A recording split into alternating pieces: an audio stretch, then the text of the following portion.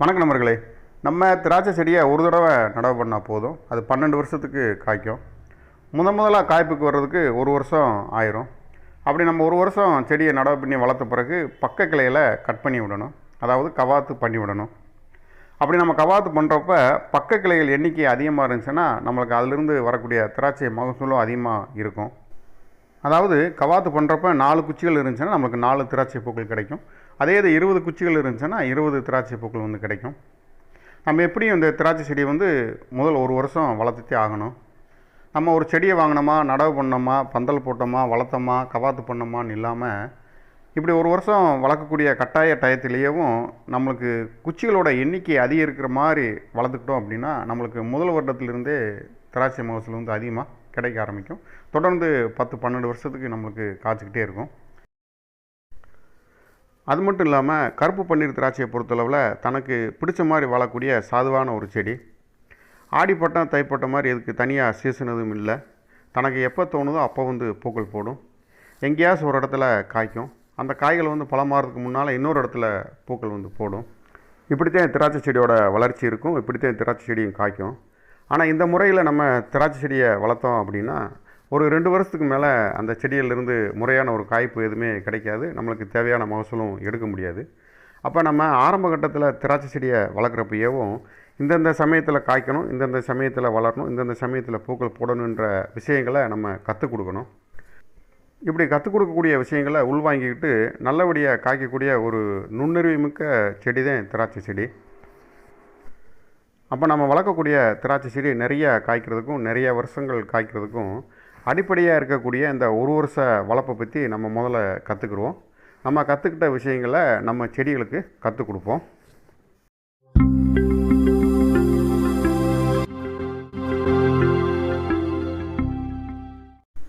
நம்ம எந்த செடியை வளர்த்தாலும் அதிலிருந்து நல்லா மகசூல் எடுக்கணும் அப்படின்னா சாகுபடி சம்மந்தமான இந்த 4 விஷயங்கள் கண்டிப்பாக தெரிஞ்சிருக்கணும். அதுலேயும் நம்ம வளர்க்கக்கூடிய திராட்சை செடி ஒரு நீண்டகால பயிர்ன்றதுனால இந்த 4 விஷயங்களையுமே எளிதாக தெரிஞ்சுக்கணுன்றதுக்காக தனித்தனியாகவே கொடுத்துருக்கேன். முதல்ல எப்படி நடவு பண்ணலாம், எப்படி வளர்க்கலாம், எப்படி பராமரிக்கலாம் அப்படின்ற பற்றி பார்க்கலாம். நீங்கள் திராட்சை செடியை தரையில் வச்சு நடவு பண்ணுற மாதிரி இருந்துச்சு அப்படின்னா ஒரு 1.5 அடி நீளம், 1.5 அடி அகலம், 1.5 அடி ஆழமில் ஒரு குழி எடுங்க. அதை 10லேருந்து 20 நாள் நல்லா ஆற விடுங்க. ஆற விட்ட பிறகு அதே மண்ணை திருப்பி அந்த குழியில் போட்டு மூடி நீங்கள் திராட்சை செடியை நடவு பண்ணால் போதும்.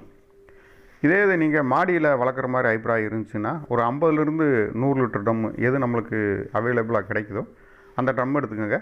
மண்கலவை உங்களுக்கு தோதான மண்கலவையை தயார் பண்ணிக்கலாம். கொக்கோ போட்டு வேணாலும் போட்டுக்கலாம். ஒரு 3/4 பாகத்துக்கு மண்கலவையை போட்டு அதில் நீங்கள் இந்த திராட்சை செடியை நடவு பண்ணால் போதும். நீங்கள் இப்படி மாடியில் வைக்கிற மாதிரி இருந்தால் பந்தல் போடுறதுக்கு எந்த இடம் வசதியாக இருக்கோ அந்த இடத்துல நீங்கள் ட்ரம்மை செட் பண்ணுங்கள். உங்கள் கைவசம் ஒரு 100 கிராம் வேப்பம்னாக்கு 100 கிராம் மண்புழு உரம் இருந்துச்சு அப்படின்னா இந்த செடியை நடவு பண்ணுறப்பையும் அந்த ரெண்டையும் போட்டுட்டு அது மேலே இந்த செடியை நடவு பண்ணால் நல்லது. வேர்ப்புழுக்கள் தாக்காமல் இருக்கும். வேறும் புதிய வேர்கள் போடுறதுக்கு நல்லாவும் இருக்கும்.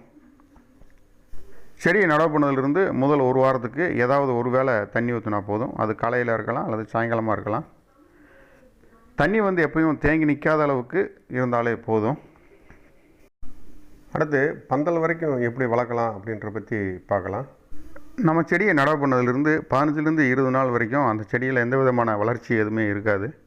புதிய துளிர்கள் அப்போத்தையும் எட்டி பார்க்க ஆரம்பிக்கும். நம்ம இந்த சமயத்திலே பந்தலுக்கான ஏற்பாடு எல்லாத்தையும் கண்டிப்பாக செஞ்சிடணும். செடி நல்லா வளரட்டும், அது பிறகு பந்தல் ஏற்பாடு பண்ணுவோம்னு சொல்லி நினைக்கக்கூடாது. இந்த செடி பந்தல் வரைக்கும் வளர்கிறதுக்கு 3 மாதம் ஆயிரும். நம்ம செடி நேராக வளர்கிறதுக்காகவும் காற்றுல சேதமாகாமல் இருக்கிறதுக்காகவும் இந்த செடி பக்கத்தில் ஒரு கம்பை ஊண்டி பந்தலில் கட்டி விட்டணும். ஏன்னா இந்த நம்ம செடி ஒரு வருஷம் வளர்கிற வரைக்கும் இந்த கம்பு தான் ஒரு ஆதாரமாக பக்கபலமாக இருக்கும். இந்த செடி பந்தலில் வளர்க்கக்கூடிய ஒரு 3 மாத காலத்தில் செடியை ஒத்த செடியாத்தையும் வளர்க்கணும். பக்க கிளையில் எதையுமே வளர விடக்கூடாது. அப்படி சிறு சிறு துளிர்கள் வர்றப்பையும் அந்த பக்க கிளையில் நம்ம எடுத்து விட்டணும். ஒவ்வொரு இலைக்கணுங்களுக்கு இடையில் அந்த கம்பில் நம்ம இந்த செடி கீழே விழுந்துடாமல் இருக்கிறதுக்கும் வளர்ச்சி நல்லா இருக்கிறதுக்காகவும் பழைய துணியோ அல்லது வாழை நாரை வச்சோ கட்டி விடணும். அடுத்து நம்ம திராட்சை வளர்ப்பில் ரொம்ப முக்கியமான பகுதியான பக்க கிளையில் எப்படி அதிகப்படுத்தலாம் அப்படின்ற பற்றி பார்க்கலாம். நம்ம பந்தல் வரைக்கும் எப்படி திராட்சை செடியை வளர்த்தோமோ அதுக்கு ஆப்போசிட்டாக நம்ம பந்தலில் அந்த செடி வளர்க்கணும். அதாவது நம்ம பந்தல் வரைக்கும் பக்க கிளைகள் இல்லாமல் ஒத்த செடியாகவே வளர்த்துட்டு வருவோம். இப்போ பந்தலில் வந்து பக்க கிளைகள் அதிகமாக இருக்கிற மாதிரி வளர்க்க போகிறோம். இதை ஒரு 5 மாதம் நம்ம வளர்க்க வேண்டியிருக்கும். 1 மாதம் லெஸ்ட்டு விட்டுடலாம். 5 மாதம் வளர்த்துட்டு கடைசியில் 1 மாதம் வந்து லெஸ்ட்டு விட்டுடலாம். இப்படி பந்தலில் வந்து பக்க கிளைகளை அதிகப்படுத்துகிற மாதிரி வளர்க்குறதுக்கு சில வளர்ப்பு முறைகளும் சில தொழில்நுட்பங்களும் இருக்குது. அதை வந்து ஸ்டெப் பை ஸ்டெப்பாகவே சொல்லிடுறேன். இந்த முறையிலேயே நீங்கள் வளர்த்துட்டு வந்தீங்கன்னா உங்களுக்கு பக்க கிளைகள் எண்ணிக்கை வந்து அதிகமாக கிடைக்கும். அதாவது பந்தலில் வளர்கிற துளிர்களை ஒரு குறிப்பிட்ட இடத்துல கட் பண்ணி விட்டோம்னா அதிலிருந்து கொஞ்ச நாளில் புதிய துளிர்கள் 2 இல்லாட்டி 3 புதிய துளிர்கள் வரும். அது கொஞ்சம் தூரம் வளர்ந்த பிறகு அதை குறிப்பிட்ட இடத்துல நம்ம கட் பண்ணி விட்டோம்னா அதிலிருந்து மீண்டும் வந்து பக்க கிளைகள் வந்து புதிய துளிர்களாக வளர ஆரம்பிக்கும். இப்படி ஒவ்வொரு தடவை பக்க கிளைகள் வர்றப்ப நம்ம குறிப்பிட்ட இடத்துல கட் பண்ணி விடணும், குறிப்பிட்டதை கட் பண்ணாமல் விடணும். இப்படி வளர்க்குறது பக்க கிளைகளை அதிகப்படுத்துகிற மாதிரி வளர்க்கக்கூடிய வளர்ப்பு முறைகள். இதைத்தான் நம்ம ஒடிச்சு வளர்க்குறது அப்படின்னு சொல்லி சொல்லுவோம்.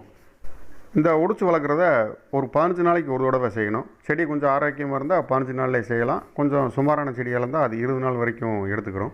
அப்போ ஒவ்வொரு 15 நாளைக்கும் ஒரு தடவை ஒடிப்பு வேலைகளை வந்து செய்யணும். அப்போ அதாவது மாதத்துக்கு 2 ஒடிப்பு வேலைகள் செய்யணும். அப்போ 5 மாதத்துக்கு 10 ஒடிப்பு வேலைகள் செய்யணும். அப்படி செஞ்சாலே போதும், நம்மளுக்கு தேவையான பக்க கிளைகள் வந்து நிறையாவே கிடைக்க ஆரம்பிச்சிடும். இந்த 5 மாதத்தில் ஒவ்வொரு ஒடிப்பு வேலைகளும் ஒவ்வொரு மாதிரி இருக்கும்.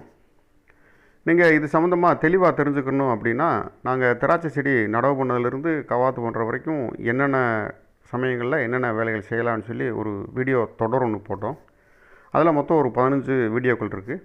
அதில் நீங்கள் போய் பார்த்தீங்கன்னா இந்த ஒடிப்பு வேலைகள் கொஞ்சம் தெளிவாகவே சொல்லியிருப்போம். ஒவ்வொரு மாதமும் எப்படி 2வது ஒடிப்பு எப்படி செய்யணும், 4வது ஒடிப்பு எப்படி செய்யணும், 10வது ஒடிப்பு எப்படி செய்யணுன்ற விஷயங்களை அதில் சொல்லியிருக்கோம்.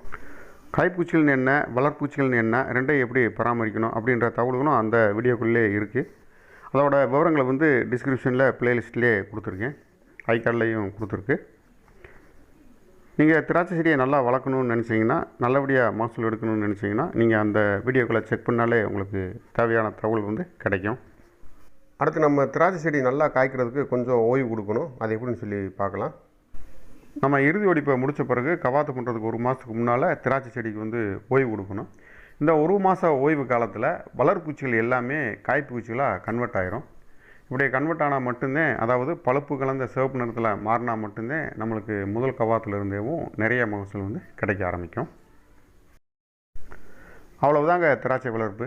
நம்ம அடுத்து ஒரு நல்ல நாளை பார்த்து தாராளமாக கவாத்து பண்ண வேண்டியது. கவாத்து எப்படி பண்ணலாம்னு சொல்லி ஏற்கனவே சில வீடியோக்கள் வந்து போட்டிருக்கோம். அதே மாதிரி இந்த முதல்ல செடியை நடவு பண்ணி கவாத்து பண்ணுறது, கவாத்து முறையில் கொஞ்சம் மாற்றங்கள் வந்து செய்யணும். அது சம்மந்தமாகவும் வீடியோ வந்து இருக்குது. நம்ம என்ன செய்யணும்னா, நார்மலாக 6 மற்றும் 7வது இலைக்கணுவில் கட் பண்ணுறதுக்கு பதிலாக இந்த முதல்ல கவாத்து பண்ணோம்னா 10 இலைக்கணுகள் வரைக்கும் அனுமதிக்கலாம். அது ஒன்று மட்டும்தான் விதி மாறி இருக்கும். அது சம்மந்தமாகவும் வீடியோக்கள் இருக்குது. மீண்டும் நீங்கள் நல்லபடியாகவே செக் பண்ணிக்கலாம். அடுத்து நம்ம திராட்சை செடிக்கு என்ன வகையான உரங்களை எந்த அளவில் எப்பப்போ கொடுக்கலாம்ன்றதை பற்றி பார்க்கலாம். இதில் முழுக்க இயற்கை சார்ந்த உரங்களை மட்டுமே சொல்லியிருக்கேன். நம்ம வீட்டு தோட்டமாக இருக்கலாம், மாடி தோட்டமாக இருக்கலாம், இதுக்கு இயற்கையான உரங்களே போதுமானது. ஏன்னா நோயோட தாக்குதலும் குறைவாகவே இருக்கும், திராட்சை செடியோட வளர்ச்சியும் நல்லாவே இருக்கும். இதுக்கு தேவையான இயற்கை உரங்கள் அப்படின்னு எடுத்துக்கிட்டோம்னா மொத்தம் 3 போதும். கடலை புண்ணாக்கு, வேப்ப புண்ணாக்கு, மண்புழு உரம். கடலை புண்ணாக்கு இல்லாதவங்க தேங்காய் புண்ணாக்கை பயன்படுத்திக்கோங்க. அளவுன்னு எடுத்துக்கிட்டோம்னா கடலை புண்ணாக்கு 100 கிராம் சொல்லியிருந்தால் நீங்கள் அதுக்கு பதிலாக தேங்காய் புண்ணாக்கு பயன்படுத்துகிறதா இருந்தால் 200 கிராமாக மாற்றிக்கோங்க. கடலை புண்ணாக்கு 1 பங்குனா தேங்காய் புண்ணாக்கு 2 மடங்கு, அவ்வளவுதான். ரெண்டாவது இதில் சொல்லியிருக்க அளவு எல்லாமே ஒரு செடிக்கு தேவையான அளவுகள்.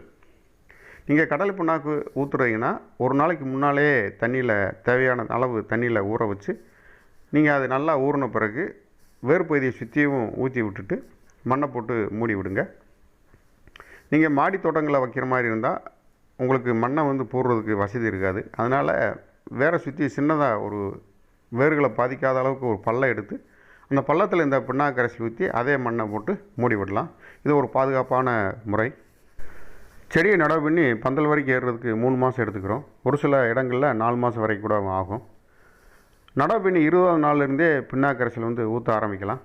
உங்கள் வசதியை பொறுத்து, உங்கள் வேலை பழுவை பொறுத்து 15 நாளைக்கு ஒரு தடவையோ 10 நாளைக்கு ஒரு தடவையோ பிண்ணாக்கு கரைசல் ஊற்றுற நாளை வந்து நீங்கள் குறிச்சிக்கலாம். ஒரு தடவை ஊற்றக்கூடிய பிண்ணாக்கோட அளவுன்னு பார்த்தோம்னா 50 கிராம் கடலை பிண்ணாக்கு, 50 கிராம் வேப்ப பிண்ணாக்கு, 100 கிராம் மண்புழு உரம் போதும். இந்த பிண்ணாக்கை வந்து ஒரு நாளோ 2 நாளைக்கு முன்னாலேயோ நம்ம தேவையான தண்ணியில் ஊற வச்சுட்டு, அது ஊறின பிறகு செடியை சுற்றி ஒரு சின்ன பள்ளம் எடுத்து பிண்ணாக்கு கரைசல் ஊற்றி அதன் மேல்புறமாக இந்த மண்புழு உரத்தை போட்டு மண்ணை போட்டு மூடி விடணும். இதே மாதிரி பந்தலில் 3 மாதம் ஏறுற வரைக்கும் ஒவ்வொரு 10 நாளோ 15 நாள் இடைவெளியில் இதே அளவில் கொடுத்தாலே போதும்.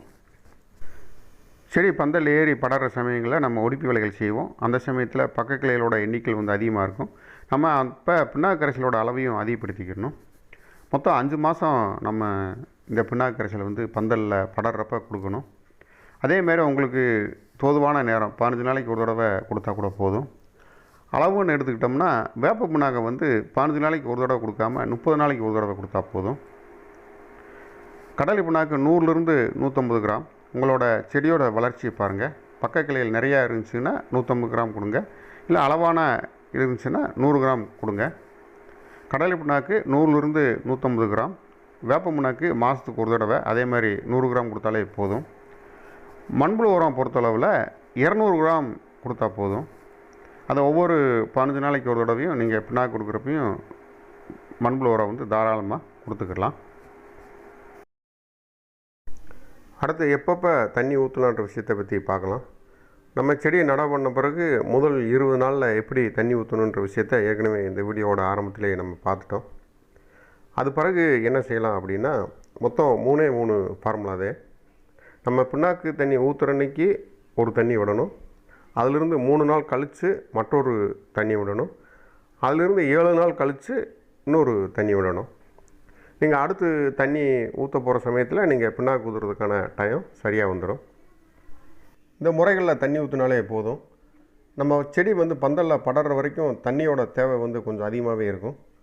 படர்ந்து வளர்கிற சமயங்களில் அதோட தேவைகள் வந்து கொஞ்சம் குறைஞ்சி போகும். ரெண்டாவது, திராட்சை செடியை பொறுத்தளவில் காய்ச்சலும் பாய்ச்சலுமாக தண்ணி பாய்ச்சணும். தொடர்ந்து தண்ணி இருந்துகிட்டே இருக்கக்கூடாது. அதே மாதிரி தொடர்ந்து காயவும் விடக்கூடாது. தண்ணி எப்பப்போ மண்ணோட மேல் மண்ணில் ஈரப்பதம் குறையுதோ அப்பப்போ மட்டும் தண்ணி ஊற்றினாலே போதும். அடுத்து, திராட்சை செடி வளர்க்குற சமயங்களில் பூச்சிகள் மற்றும் நோய்கள் வந்தால் எப்படி பாதுகாத்துக்கலாம்னு சொல்லி பார்க்கலாம். பெரும்பாலும் திராட்சைக்குன்னு புதிய பூச்சிகள் எங்கேருந்தும் வரப்போகிறதில்ல. நீங்கள் பக்கத்தில் வேறு செடிகள் வளர்த்தீங்கன்னா அதில் இருக்கிற பூச்சிகளோ அதில் இருக்கிற வண்டுகளோ தான் அதில் வரும். நீங்கள் மற்ற செடிகளுக்கு மற்ற பூச்சிகளுக்கு என்ன தெளிப்பு முறைகளை கடைபிடிக்கிறீங்களோ அதவே இதுக்கும் தெளித்தா போதும். டோஸ் அதே அளவு டோஸில் போட்டால் போதும். சிபாரிசுன்னு பார்த்தோம்னா வேப்ப எண்ணெயிலேயும் மருந்தாக தயாரித்து மார்க்கெட்டில் கிடைக்குது. அது வந்து 1 லிட்டர் தண்ணிக்கு 2.5 மில்லி கலந்தாலே போதும். விலையும் உங்களுக்கு குறைவாகவே இருக்கும். சாதாரண வண்டு பிரச்சனையாக இருக்கலாம், பூச்சி பிரச்சனையாக இருக்க இந்த ஒரு மருந்தே நல்ல கட்டுப்பாடு கிடைக்கும். சரி நண்பர்களே, திராட்சை செடியை நடவு செஞ்சதுலேருந்து முதல்ல கவாத்து பண்ணக்கூடிய அந்த 1 வருஷ காலத்தில் எப்படி வளர்க்கலாம், எப்படி பராமரிக்கலாம் அப்படின்ற விஷயத்த நம்ம இந்த வீடியோவில் ஒரு அவுட்லைனாக மட்டுமே பார்த்துருக்கோம். உங்களுக்கு இதில் கூடுதல் தகவல் தேவைனாலும் தெளிவான தகவல் தெரிஞ்சுக்கணுனாலும் ஏற்கனவே சொன்ன மாதிரி அதோட பிளேலிஸ்ட் வந்து டிஸ்கிரிப்ஷனில் இருக்குது. இந்த சேனல் பார்க்குற புது நண்பர்களாக நீங்கள் இருந்தீங்கன்னா உங்களுக்கான சின்ன தகவல். என்னோடய பேர் வந்து மகேந்திரன். நான் என்னோடய சொந்த நிலத்தில் கடந்த 30 வருஷமாக திராட்சை விவசாயம் பண்ணிகிட்ருக்கேன். அதிலிருந்து நல்ல மகசூல் எடுத்த அனுபவங்களை உங்களோட நான் பகிர்ந்துட்டுருக்கேன். நீங்கள் திராட்சை செடி வளர்க்குறதா இருந்தீங்கன்னா இல்லை வளர்த்துக்கிட்டு இருந்தீங்கன்னா உங்களுக்கு இந்த மாதிரி தகவல்கள் வந்து நிறைய தேவை இருந்துச்சு அப்படின்னா இந்த சேனலை வந்து சப்ஸ்கிரிப்ஷன் பண்ணி பெல் பட்டனை கிளிக் பண்ணிக்கோங்க. மேற்கொண்டு ஏதேனும் தகவல் தேவை இருந்தாலோ சந்தேகம் இருந்தாலோ வழக்கம் போல் கமெண்ட் செக்ஷனில் சொல்லுங்கள். அடுத்த கூடுதல் தகவலோட இன்னொரு வீடியோவில் சந்திக்கலாம். நன்றி, வணக்கம்.